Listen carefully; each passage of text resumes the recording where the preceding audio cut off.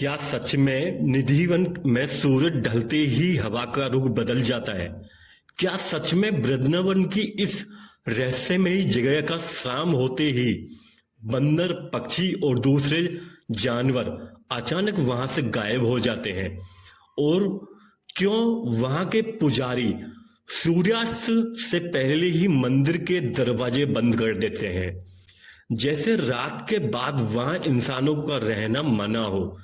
सदियों से लोग कहते आए हैं कि निधिवन कोई साधारण जगह नहीं है, बल्कि वह स्थान है वहां आज भी भगवान कृष्ण और राधा की दिव्य लीला जारी है। जब दिन के समय लोग निधिवन में प्रवेश करते हैं तो उन्हें वहां के पेड़ कुछ अलग दिखाई देते हैं। ये पेड़ सीधे ऊपर की ओर नहीं बढ़ते, बल्कि झुके हुए और आपस में उलझे हुए दिखाई देते हैं, जैसे किसी समूह में खड़े हों।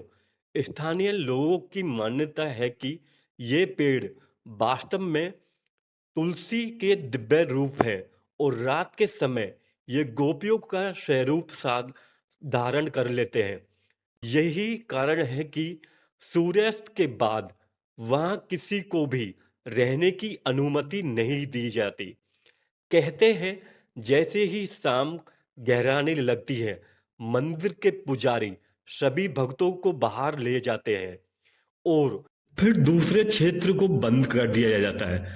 आसपास में रहने वाले लोग भी इस रात के समय उस दिशा में देखने से बचते हैं। उनका मानना है कि इस रात में वहां ऐसी दिव्य घटनाएं होती हैं जिन्हें इंसानी आंखें सहन नहीं कर सकती। कुछ लोग बताते हैं कि रात के समय उस स्थान के आसपास एक अलग तरह की शांति और रहस्यमयी ऊर्जा महसूस होती है। इसी वजह से निधिवन का नाम सुनते ही लोग के मन में जिज्ञासा और श्रद्धा दोनों पैदा हो जाती है। सदियों से यह जगह लोगों के लिए एक ऐसा रहस्य बनी हुई है जिसे पूरी तरह कोई समझ नहीं पाया। निधिवन के अंदर एक छोटा सा स्थान है जिसे रंगमहल कहा जाता है। यहाँ हर शाम एक विशेष परंपरा निभाई जाती है।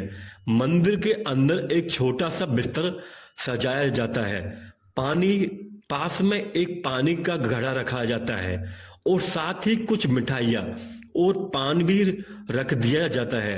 इसके बाद मंदिर का दरवाजा बंद कर दिया जाता है और कोई भी व्यक्ति रात के समय वहां नहीं रुकता। लेकिन सुबह जब पुजारी मंदिर खोलते हैं तो कई बार चीजें बदली हुई दिखाई देती हैं। कभी बिस्तर थोड़ा अस्त व्यस्त मिलता है, कभी पानी कम दिखाई देता है और कभी प्रसाद में फर्क नजर आता है। भक्त इसे दिव्य संकेत मानते हैं और कुछ विश्वास करते हैं कि रात में वहां भगवान स्वयं आए थे। वृंदावन के इतिहास में एक महान संत का नाम भी इसी कथा से जुड़ा हुआ है, स्वामी हरिदास। कहा जाता है कि भगवान कृष्ण के परम भक्त थे और अक्सर निधिवन में बैठकर भक्ति संगीत गाया करते थे। उनकी भक्ति से प्रसन्न होकर एक दिन भगवान ने उन्हें दिव्य दर्शन दिए। भक्तों के अनुरोध पर उन्होंने भगवान से प्रार्थना की वो सभी के लिए एक रूप में प्रकट हो। उसी कथा से जुड़ा हुआ माना जाता है बांके बिहारी मंदिर, जहां आज भी लाखों श्रद्धालु दर्शन करने आते हैं। वृंदावन में एक ऐसा स्थान है जो उस रहस्य से जुड़ा माना जाता है, गोपेश्वर धाम मंदिर। मान्यता है कि भगवान शिव ने सभी कृष्ण की रासलीला देखने की इच्छा जताई थी और उसके लिए उन्होंने विशेष रूप धारण करना पड़ा। इन कथाओं को कुछ लोग आस्था मानते हैं और कुछ लोग इन परंपरा से जुड़ी ही कहानियां बताते हैं। विज्ञान कहता है कि पेड़ों का झुकना वहां की मिट्टी और वातावरण की वजह हो सकता है, लेकिन कोई सवाल आज भी लोगों के मन में बने हुए हैं।